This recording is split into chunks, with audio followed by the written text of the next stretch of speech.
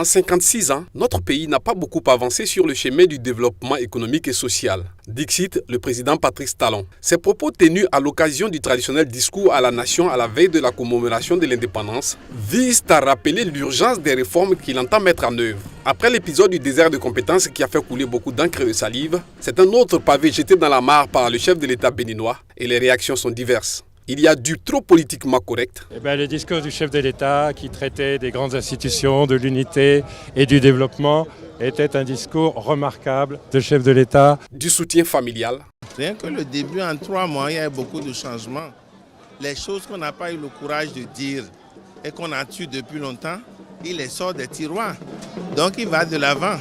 Lui n'a pas besoin d'électorat pour l'aduler. Il a besoin de développement. De toutes les façons, pour lui, pendant les 5 ans, il va laisser des traces et c'est à l'honneur des Béninois. De la contestation syndicale pure. Le président Patrice Talon a parlé hier de réviser la Constitution. Mais s'il révise la Constitution et que les travailleurs n'ont pas le droit d'être à l'Assemblée nationale, il a fait un grand faux pas. Il y a ceux qui bottent en touche. Quand on regarde l'organisation qui règne aujourd'hui au sein des armées de notre pays, on peut se frotter la main pour le moment. Mais je sais qu'il reste beaucoup à faire. C'est à nous les jeunes de se reprendre au sérieux. Et des revendications sociales de Béninois lambda.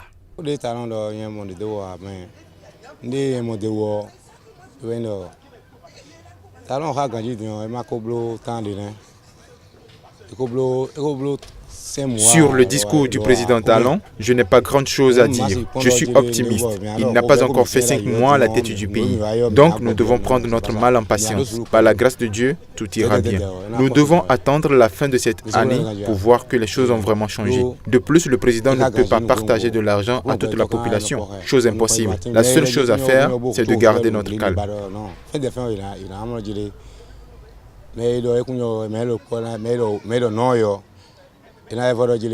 Ou bien, c'est ça.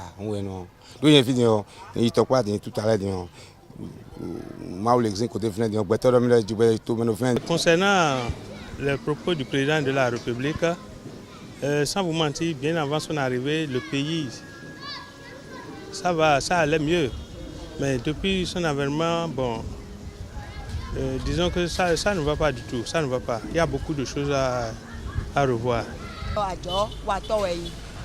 Nous les femmes l'avons élu parce que nous savons qu'il est un grand homme d'affaires. Il doit trouver les différents secteurs pourvoyeurs d'emplois afin de permettre à la population d'entreprendre. De même, il doit trouver de bonnes entrées, surtout dans le domaine du commerce pour son pays. Surtout pour nous les femmes, la pauvreté doit finir. Nous ne devons plus souffrir. Il doit éviter de se faire entourer de personnes fausses. D'ici là que les réseaux sociaux relancent la polémique, il est à parier que cette autre phrase du président Patrice Talon sera plus, sinon autant commentée que l'affaire du désert des compétences. Une femme a comparu lundi devant le tribunal du Cap Sud accusée d'avoir kidnappé un bébé de 3 jours dans une maternité du Cap en 1997 et confondu l'an dernier par la famille biologique de l'adolescente. Âgée de 51 ans aujourd'hui, cette femme est jugée pour enlèvement, fraude et infraction à la loi sur les enfants. En liberté sous caution depuis son interpellation en mars 2015, elle encourt une peine de 5 ans de prison. Mais le parquet a fait savoir qu'un arrangement pourrait être trouvé si les deux familles s'entendent. Cette femme, qui avait fait plusieurs fausses couches selon les médias sud-africains, avait finalement enlevé un bébé de 3 jours prénommé Zifani en avril 1997 dans la maternité Grutshaw du Cap. Elle l'avait ensuite élevé exactement comme sa fille. Une troublante ressemblance a été remarquée entre 2 lycéennes d'un établissement du Cap. Des tests d'ADN ont permis d'établir que les 2 jeunes filles étaient effectivement sœurs et filles du couple formé par Céleste et Morning Nurse. La jeune fille avait été volée à sa mère endormie à la maternité.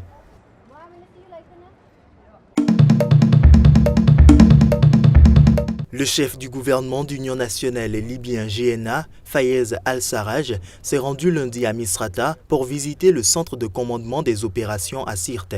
Les forces pro-GNA tentent de reprendre la totalité de la ville de Sirte, dans laquelle elles sont entrées le 9 juin et où elles assiègent depuis les djihadistes. Mais elles sont ralenties par la forte résistance de l'EI qui mène des contre-attaques, notamment en perpétrant des attentats suicides. L'une des frappes de lundi a détruit un char de l'EI et une autre a visé 2 véhicules de djihadistes, a souligné M. Cook Peter, le porte-parole du Pentagone, ajoutant que les raids à Sirte vont se poursuivre. Depuis la chute du régime de Mouammar Kadhafi en 2011, la Libye est livrée aux milices armées et minées par des luttes de pouvoir et des violences qui ont favorisé la montée en puissance des djihadistes de l'EI. 2 gouvernements se disputent le pouvoir. Le GNA, basé à Tripoli, est reconnu par la communauté internationale et un cabinet parallèle installé dans l'Est. Fin juillet, le GNA avait accusé la France de violation de son territoire après l'annonce par Paris de la mort de 3 de ses militaires qui menaient une mission de renseignement auprès des forces loyales à une autorité non reconnue par la communauté internationale. Sirte est considéré comme l'un des principaux bastions de l'EI en dehors de la Syrie et l'Irak. Il y aurait entre 2000 à 5000 combattants de l'EI dans différentes villes de Libye, selon un rapport présenté le mois dernier par le secrétaire général de l'ONU au Conseil de sécurité.